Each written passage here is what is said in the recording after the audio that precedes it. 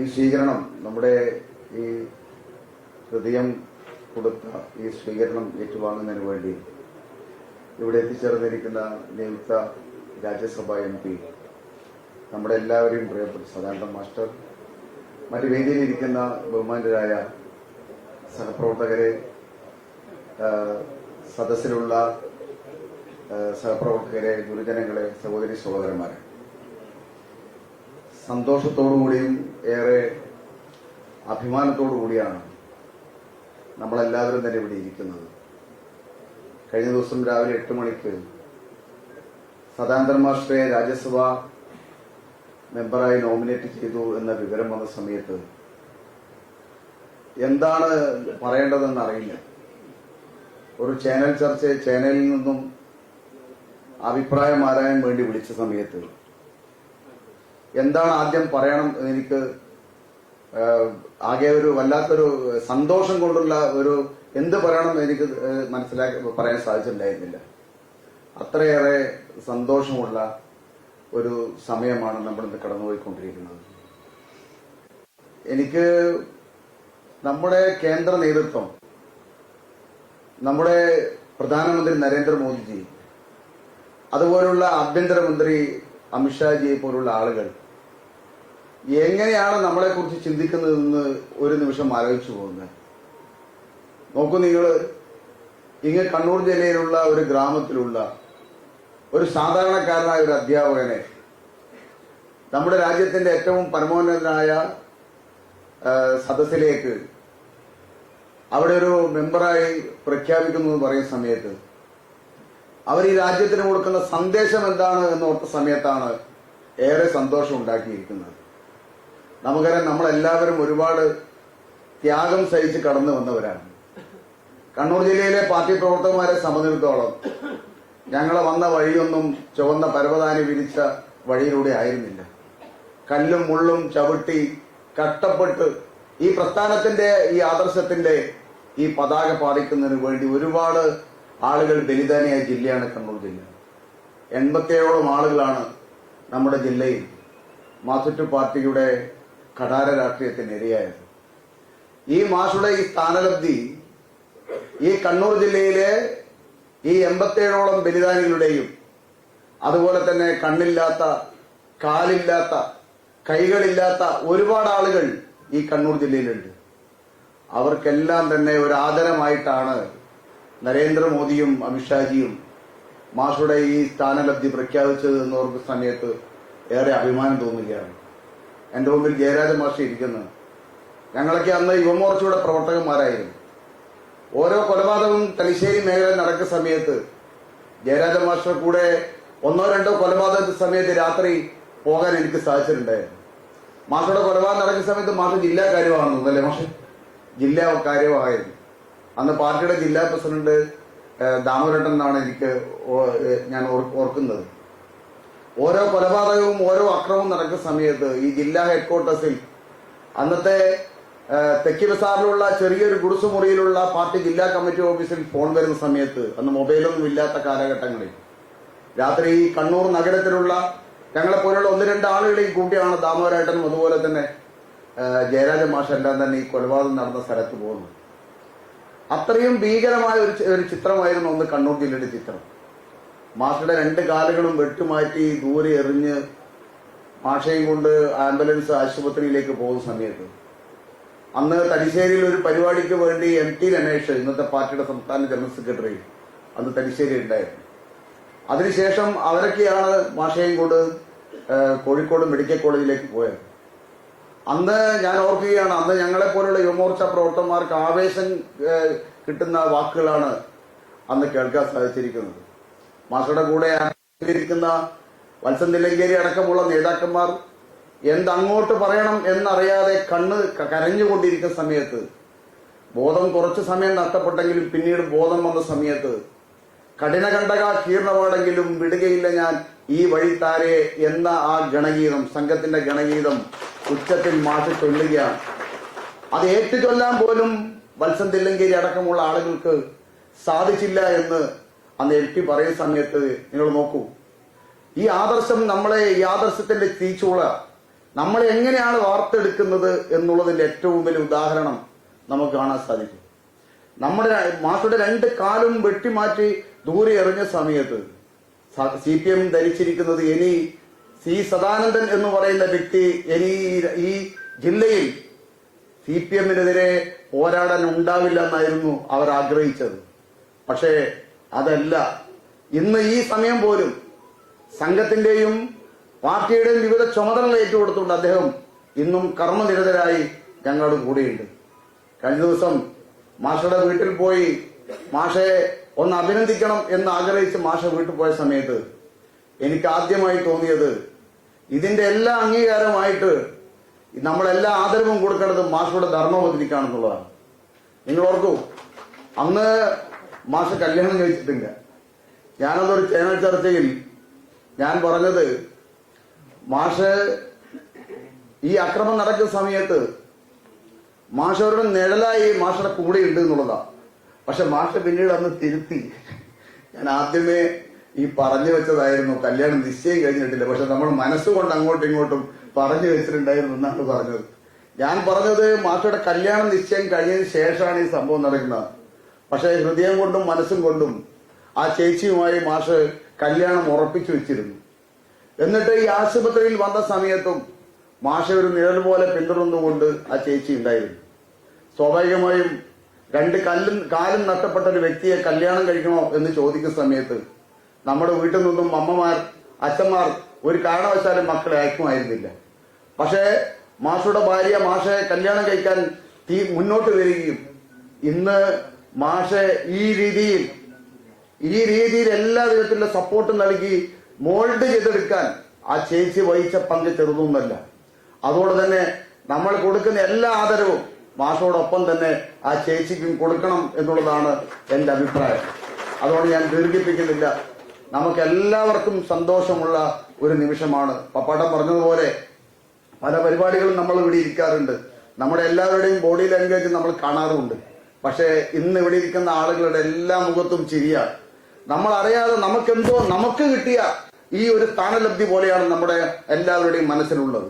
സത്യത്തിൽ നമുക്ക് തന്നെയാണ് ഈ കണ്ണൂർ ജില്ലയിലെ ഈ 87 ബലിദാനികൾക്കാണ്, കണ്ണൂർ ജില്ലയിലെ പരിക്ക് പറ്റിയ ആളുകൾക്കാണ് ഈ സ്ഥാനലബ്ധി ഇരിക്കുന്നത്.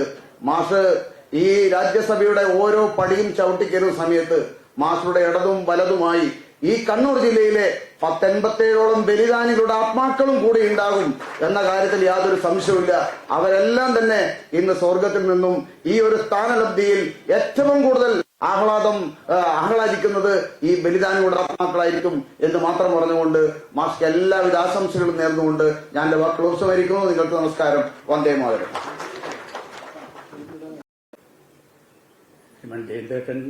മനോജ്, സർവോപരി നമ്മുടെ ഇന്നത്തെ ഈ മഹത്തായ സ്വീകരണ സമ്മേളനത്തിന്റെ കേന്ദ്രബിന്ദുവും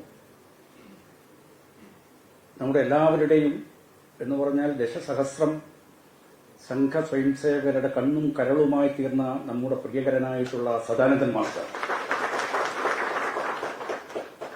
സർവോപരി ഇന്നത്തെ ഈ പ്രൗഢഗംഭീരമായ സ്വീകരണ സദസ്സിൽ സംബന്ധിച്ചുകൊണ്ടിരിക്കുന്ന വളരെ പ്രിയപ്പെട്ടവരും വളരെ ബഹുമാനപ്പെട്ടവരുമായ സഹപ്രവർത്തകർ, ഈ ഹാളിൽ നിരവധി പാർട്ടി പ്രവർത്തകരുടെയും മറ്റ് വിഭാഗങ്ങളുടെയും സമ്മേളനങ്ങളിൽ പങ്കെടുക്കാനുള്ള അവസരം കിട്ടിയ ഒരു വ്യക്തിയാണ് ഞാൻ. പക്ഷേ ഇന്നത്തെ ഈ സ്വീകരണ സമ്മേളനം, അതിൽ പങ്കെടുക്കുന്ന നമ്മുടെ ആളുകൾ എല്ലാവരുടെയും മുഖത്ത് ആഹ്ലാദവും അഭിമാനവും അങ്ങനെ നിറഞ്ഞു തുളുമ്പുകയാണ്.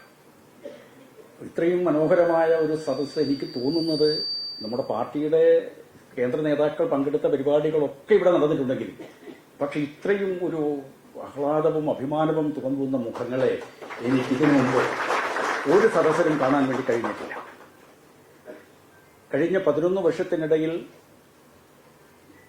ഭാരതീയ ജനതാ പാർട്ടിയുടെ ദേശീയ നേതൃത്വം കേരളവുമായി ബന്ധപ്പെട്ടുകൊണ്ട് പലതരത്തിലുള്ള പരീക്ഷണങ്ങൾ നടത്തിയിട്ടുണ്ട്. കേരളത്തെ സമഗ്ര വികസനത്തിന്റെ ഒരു സഭാതലത്തിലേക്ക് നയിക്കാൻ പര്യാപ്തമാകും എന്ന് കരുതിയ ഒരുപാട് തീരുമാനങ്ങൾ കേരള സംസ്ഥാനവുമായി ബന്ധപ്പെട്ടിട്ടുള്ള തീരുമാനങ്ങൾ എടുത്തിട്ടുണ്ട്. അത് പലതും പരീക്ഷണമായിരുന്നു. പല പരീക്ഷണങ്ങളും വേണ്ട വിധത്തിൽ വിജയിച്ചിട്ടുണ്ടോ എന്ന് സംശയമാണ്. പക്ഷെ ഇന്ന് നമുക്ക് എല്ലാ അർത്ഥത്തിലും ഏറ്റവും അനുയോജ്യനായിട്ടുള്ള ഒരു വ്യക്തിയെയാണ് നമ്മുടെ ഗവൺമെന്റ് രാജ്യസഭയിലേക്ക് നോമിനേറ്റ് ചെയ്തിട്ടുള്ളത്. അത് നമ്മുടെ കണ്ണൂർ ജില്ലക്കാരൻ കൂടിയായിട്ടുള്ള ശ്രീ സദാനന്ദൻ മാസ്റ്ററാണ്. സദാനന്ദൻ മാസ്റ്റർ മാരാർജിയുടെ സ്മൃതി മണ്ഡപത്തിൽ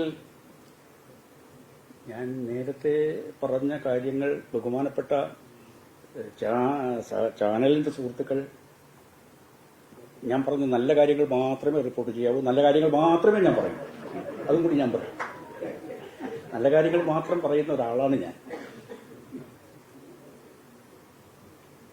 ശ്രീ സദാനന്ദൻ മാസ്റ്റർ അവിടെ മാരാർജിയുടെ സ്മൃതി മണ്ഡപത്തിൽ പുഷ്പാർച്ചന നടത്തിക്കൊണ്ട് പറഞ്ഞ ഒരു കാര്യം, മാരാർജി അദ്ദേഹത്തെക്കുറിച്ച് അദ്ദേഹത്തിന് നേരിട്ട ദുരനുഭവങ്ങൾക്ക് ശേഷം പറഞ്ഞ കാര്യങ്ങളാണ്. അദ്ദേഹം സഹസ്രപാദ പത്മനാണ് എന്നാണ് സ്വർഗീയ മാരാർജി പറഞ്ഞത്. സഹസ്രപാദ പത്മനാണ് അദ്ദേഹം. നമ്മുടെ എല്ലാവരുടെയും പാദങ്ങൾ അദ്ദേഹത്തിന്റെ പാദങ്ങളാണ്. സഹസ്രപാദാക്ഷി ശിരോരുബാഹവേ സഹസ്രനാമനെ പുരുഷായ ശാശ്വതേ സഹസ്രകോടി യുഗധാരിണേ എന്നാണ് നമ്മളോട് പറഞ്ഞു പിടിപ്പിച്ചിട്ടുള്ളത്. രാഷ്ട്രീയ സ്വയംസേവക സംഘത്തിന്റെ തപശക്തിയും സദാനന്ദൻ മാസ്റ്ററുടെ മനഃശക്തിയും കൂടി ചേർന്നപ്പോഴാണ് ഈ ജീവിച്ചിരിക്കുന്ന ബലിദാനി നമ്മളോടൊപ്പം ഇന്ന് അത്യുന്നതമായ ഒരു സ്ഥാനത്തേക്ക് എത്തിച്ചേർന്നിട്ടുള്ളത് എന്ന് നാം മനസ്സിലാക്കണം. മനഃശക്തിയും തപശക്തിയും സംഘത്തിന്റെ ജന്മശതാബ്ദി ആഘോഷിക്കുന്ന വളരെ മഹനീയമായ ഒരു വർഷം കൂടിയാണ് ഈ വർഷം. സംഘം കുരുക്ഷേത്ര യുദ്ധത്തിൽ ഭഗവാൻ കൃഷ്ണൻ ആ ഒരു വിശ്വരൂപ ദർശനം പ്രദർശിപ്പിച്ചതുപോലെ രാഷ്ട്രീയ സ്വയംസേവക സംഘം മാനവരാശിയുടെ സമസ്ത ജീവിത പദങ്ങളിലും അതിന്റെ അനശ്വരമായ ആശയത്തിന്റെ സൗന്ദര്യവും അതിന്റെ സുഗന്ധവും പ്രസരിപ്പിച്ചുകൊണ്ട് ജന്മശതാബ്ദി വാർഷികത്തിന്റെ ആ മഹാമുഹൂർത്തത്തിലൂടെ കടന്നു പോവുകയാണ്. നമുക്കെല്ലാവർക്കും അഭിമാനം കൊള്ളാൻ കഴിയുന്ന, ഓരോ ഭാരതീയനും അഭിമാനം കൊള്ളാൻ കഴിയുന്ന ഒരു കാലമാണിത്. സദാനന്ദൻ മാസ്റ്റർ എവിടെ നിന്ന് തുടങ്ങി എവിടെ എത്തി എന്നുള്ളതിനെക്കുറിച്ച് ഇവിടെ ശ്രീ വിനോദൻ മാസ്റ്റർ സൂചിപ്പിക്കുകയുണ്ടായി. വിദ്യാർത്ഥി പരിഷത്തിന്റെ ഒക്കെ പ്രവർത്തനം നടക്കുന്ന കാലം മുതലേ അദ്ദേഹത്തെ അറിയാം. ഞാനൊക്കെ ഈ ഭാഗത്ത് ഇങ്ങനെ മട്ടന്നൂരിലെ ഒക്കെ ബസ് സ്റ്റാൻഡിലൊക്കെ ഓരോ പരിപാടിയൊക്കെ കഴിഞ്ഞ് സദാനന്ദൻ മാസ്റ്റർ അവിടെ ഒരു ഏതൊക്കെയോ പരിപാടികളിലൊക്കെ പങ്കെടുത്ത് നടത്തുന്ന പ്രസംഗങ്ങളൊക്കെ ഞാൻ കേട്ടിട്ടുണ്ട്. വളരെ പ്രസന്നവദനായി എപ്പോഴും ഊർജ്ജസ്വലനായി അദ്ദേഹത്തിന്റെ ജ്യേഷ്ഠൻ വിജയേട്ടൻ ഉണ്ടായിരുന്നു. വിജയേട്ടനും ഞങ്ങളുടെയൊക്കെ കൂടെ വളരെ സജീവമായിട്ട് പ്രവർത്തിച്ചിരുന്ന ആളുകളാണ്. ഞാൻ ദീർഘിപ്പിക്കുന്നില്ല. പ്രിയപ്പെട്ട കൃഷ്ണദാസ് ഇവിടെ നിങ്ങളോട് സംസാരിക്കാൻ വേണ്ടി നിൽക്കുകയാണ്. അടുത്ത പരിപാടിക്ക് വേണ്ടി സദാനന്ദൻ മാസ്റ്റർക്ക് പോകേണ്ടതുണ്ട്. അതുകൊണ്ട് വളരെ ഹ്രസ്വമായിട്ടുള്ള ചില കാര്യങ്ങൾ മാത്രം, വളരെ ഹ്രസ്വം എന്ന് പറഞ്ഞാൽ പരമഹ്രസ്വമായിട്ടുള്ള കുറച്ച് കാര്യങ്ങൾ മാത്രം. ഈ സദാനന്ദൻ മാസ്റ്ററുടെ ഈ ദുരന്തമുണ്ടായ അതിന്റെ പിറ്റേ ദിവസം അതിന്റെ ചില പ്രതികരണങ്ങളും നമ്മുടെ കേരളത്തിലുണ്ടായി. ഞാനും എ ദാമോദരനും കൂടി അദ്ദേഹത്തിന്റെ വീട്ടിൽ പോയിരുന്നു. വളരെ ദുഃഖകരമായിട്ടുള്ള ശോകസാന്ദ്രമായിട്ടുള്ള ഒരു വാക്ക് നമുക്ക് പറയാൻ പറ്റാത്ത വിധത്തിലുള്ള ദുഃഖം, എല്ലായിടത്തും ദുഃഖം തളം കെട്ടി നിൽക്കുന്ന ഒരു അന്തരീക്ഷമായിരുന്നു അവിടെ ഉണ്ടായിരുന്നത്. ഇവിടെ കണ്ണൂർ ജില്ലാ കളക്ടറേറ്റിൽ സർവകക്ഷി സമാധാന സമ്മേളനം വിളിച്ചിട്ടുണ്ടായിരുന്നു. അവിടെയൊക്കെ എത്തിക്കഴിഞ്ഞ് ഇവിടെ എത്താൻ ഞങ്ങൾ വൈകി. പക്ഷെ ഞങ്ങളെയും കാത്ത് സർവകക്ഷി സമാധാന സമ്മേളനത്തിന് വേണ്ടി CPM-ന്റെ ശ്രീ കോടിയേരി മുതലുള്ള ആളുകളൊക്കെ അന്ന് അവിടെ വന്നിട്ടുണ്ടായിരുന്നു. പക്ഷെ ഞങ്ങളെയും കാത്ത് അവർ വളരെ സമയം അവിടെ കാത്തിരുന്നു. അങ്ങനെ സർവകക്ഷി സമാധാന സമ്മേളനമൊക്കെ കഴിഞ്ഞു. പഴയതുപോലെ CPM-ന്റെ നേതാക്കളുമായി കുശലം പറയാനോ സൗഹൃദം പറയാനോ ഉള്ള മാനസിക അവസ്ഥയിലായിരുന്നില്ല ഞങ്ങൾക്ക് അന്ന് തീരാത്ത വേദന, എന്താണെന്ന് പറഞ്ഞറിയിക്കാൻ കഴിയാത്ത വേദനയായിരുന്നു ഞങ്ങൾക്കുണ്ടായിരുന്നത്. അതിനുശേഷം ഈ ജീവിച്ചിരിക്കുന്ന ഒരു രക്തസാക്ഷി എന്ന് നമ്മൾ ആലങ്കാരികമായിട്ട് പറയാറുണ്ട്. ഇതൊരു ജീവിതം, നിങ്ങളത് ചെറിയ ഇതാണെന്ന് നമ്മൾ ആലോചിക്കണം. അദ്ദേഹം പിടിച്ചു നിന്നു, ഉറച്ചു നിന്നു. അദ്ദേഹത്തെ വളർത്തിയെടുത്ത സംഘപ്രസ്ഥാനത്തിന്റെ എല്ലാ പദങ്ങളിലും അദ്ദേഹത്തിന്റെ സ്വാധീനം അത് വേരുറപ്പിച്ചു കഴിഞ്ഞു.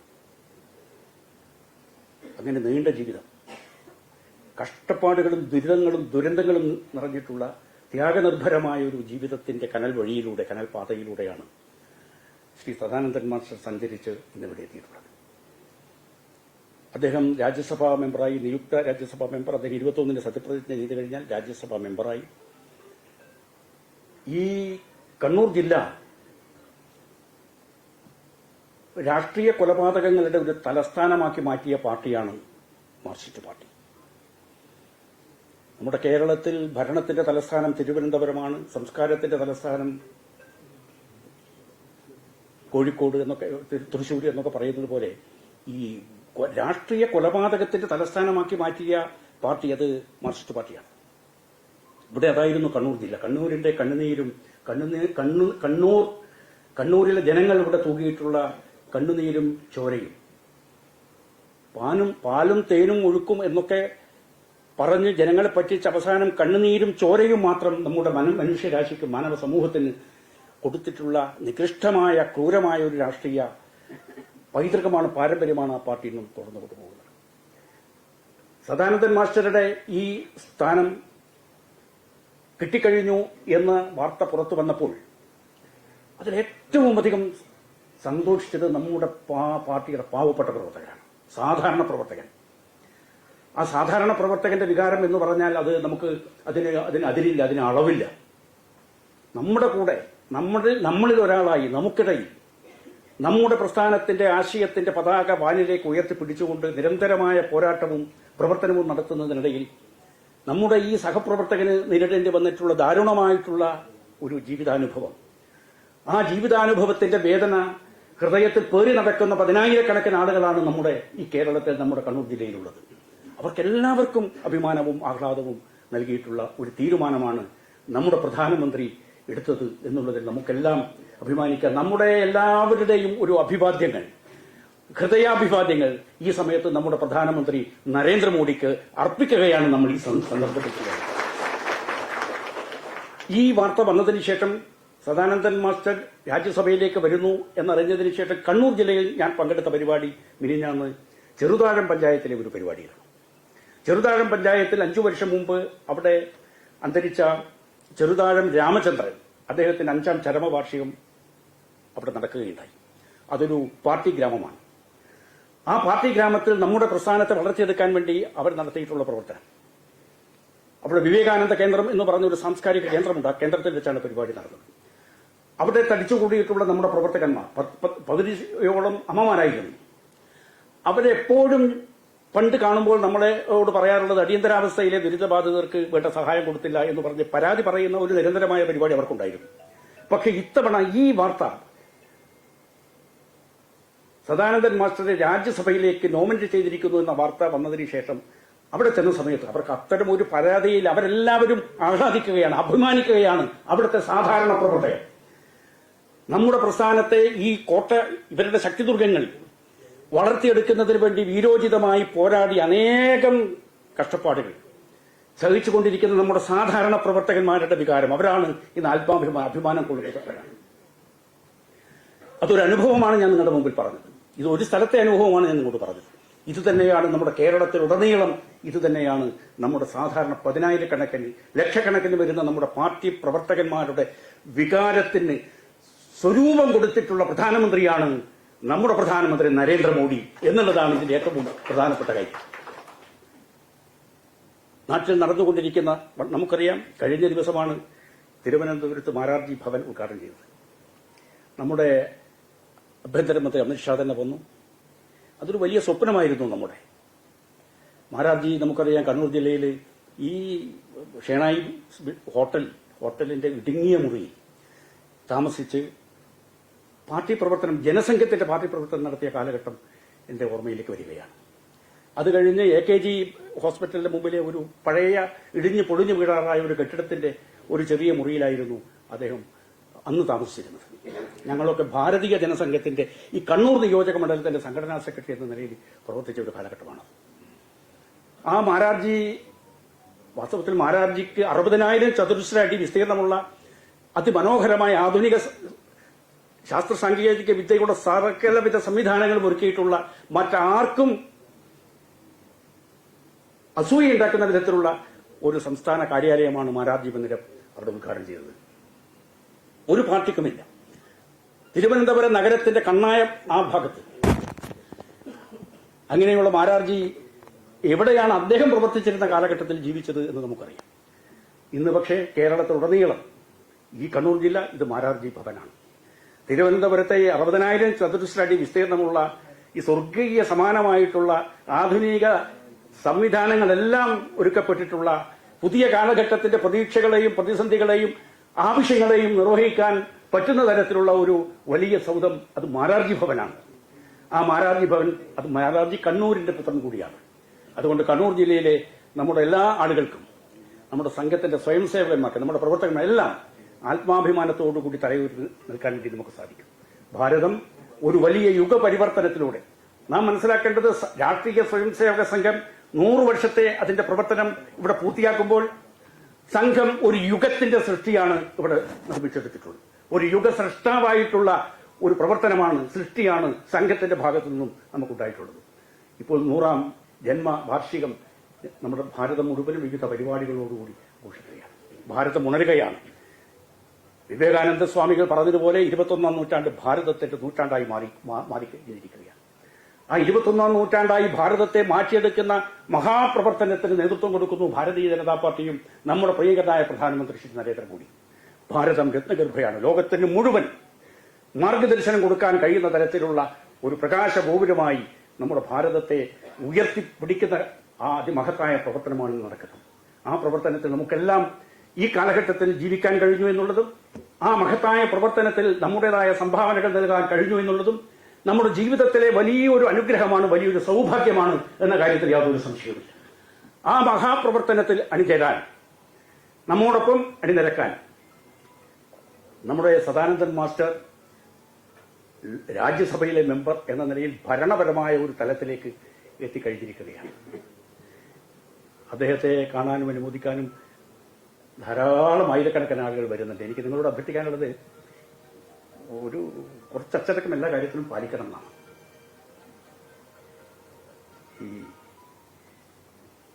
ഈ ചാനലുകൾ ഇപ്പം നമ്മളെ കുറച്ച് ബുദ്ധിമുട്ടിക്കുന്നുണ്ട്. എന്റെ സുഹൃത്തുക്കളാണ് എല്ലാവരും ഇരിക്കുന്നുണ്ട്, നല്ല സുഹൃത്തുക്കൾ. അപ്പോ അവിടെ തന്നെ ചോദ്യങ്ങളുമായിട്ട് സുഹൃത്തുക്കൾ വന്നിരുന്നു സദാനന്ദൻ മാസ്റ്ററോട്.